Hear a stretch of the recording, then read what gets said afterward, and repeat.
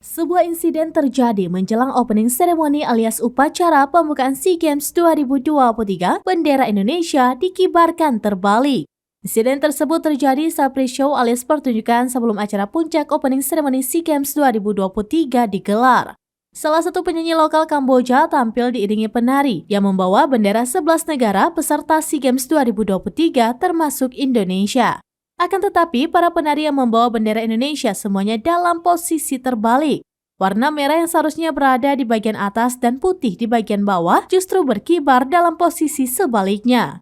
Adapun puncak upacara pembukaan SEA Games 2023 secara resmi berlangsung di Stadion Morodok Teko Phnom Penh pada Jumat 5 Mei 2023 pada pukul 19 waktu Indonesia bagian Barat.